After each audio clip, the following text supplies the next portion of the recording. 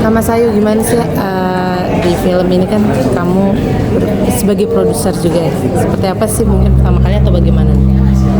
Yang pasti ini kan pertama kalinya ya gitu di sini aku sebagai creative producer gitu. Aku juga jujur aku juga masih banyak belajar dan aku bukan orang yang karena kan udah terlalu banyak ya gitu mungkin dari artis-artis yang jadi produser dan segala macam gitu. Cuma kalau dari aku sendiri aku bukan orang yang mau kerja itu setengah-setengah gitu. Jadi banyak hal banget yang aku pelajarin bukan cuma karena Intan juga sahabat aku gitu, cuma aku juga banyak sekali belajar dari dia dengan aku ketemu sama pihak-pihak dari partner juga dari Noise dan kita ada beberapa grup dengan partner kayak Gagas Media dari Nusantara gitu dan lain-lain.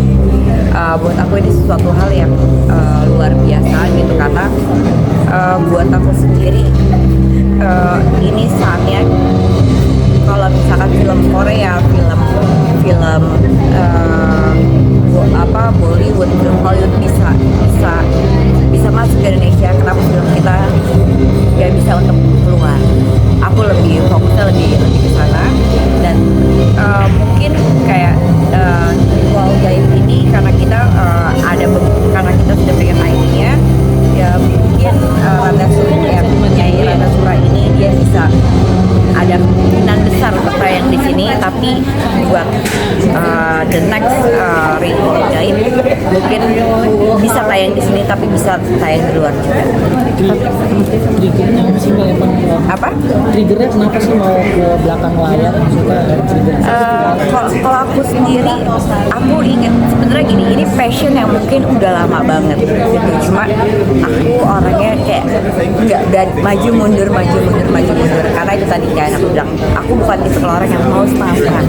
Jadi aku benar-benar harus jejak dan aku harus mempelajari semuanya gitu, dan aku juga dibantu sama Intan juga gitu, dan yang lebih happy lagi gitu karena ini juga kan dari PH dari Australia dari Kraken bergabung dengan PH Indonesia juga gitu, dan kayak berangkatan aku kenal brand kemarin juga itu kita juga sekalian meeting di sana, jadi aku bukan cuma sekedar hiburan gitu. Jadi banyak hal yang benar-benar aku pelajari.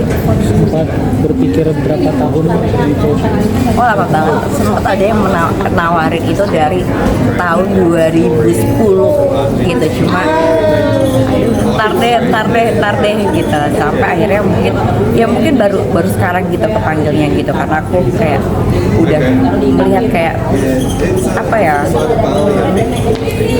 orang bikin film gitu kan, dan segala macam. Terus kita lagi yang aku fokusin sekarang itu adalah kayak aku juga lagi mencari tahu kenapa film-film kita lagi agak susah. Kalau misalkan kalian perhatiin film-film kita lagi agak susah banget buat naik gitu, lagi tidak bisa diprediksi. Jadi itu yang bikin kenapa karena ini juga akan dibawa ke AFM, American Film Market bulan depan, itu yang bikin aku lebih excited lagi. Apa karena memang genre horor sendiri Mbak? Sebenarnya bukan karena masalah genrenya, tapi kita nggak bisa memungkiri juga gitu kalau misalkan horor itu di Indonesia itu tetap pasti menjadi nomor satu di antara yang lain, paling diminati. Oke, tapi kenapa maksudnya di Ritual Gaib ini kamu terpanggil, apa emang ada yang beda dalam film ini sendiri atau seperti apa sih yang kamu lihat? Karena yang tadi udah dijelaskan ya gitu kan, karena kan kita punya IP-nya, kita bisa bikin beberapa film dengan Ritual Gaib mungkin dengan judul yang berbeda. Kalau yang pertama ini kan kita Nyai Randa Sura, itu yang bikin berbeda itu adalah karena kita bisa jual keluar dulu, kita bisa create cerita yang banyak dengan yang berbeda-beda tapi dengan ritual, karena semua kalau misalkan kalian lihat semua horor itu pasti berkaitan dengan adanya ritual gitu. Even kayak semua film-film yang aku mainin horor pun pasti itu ada ritual-ritualnya. Oke, mungkin nanti setelah film ini mungkin berhasil, Kak Mas Ayu sendiri akan membuat film yang lain gak sih di luar horor atau seperti apa nih? Lebih menantang lagi.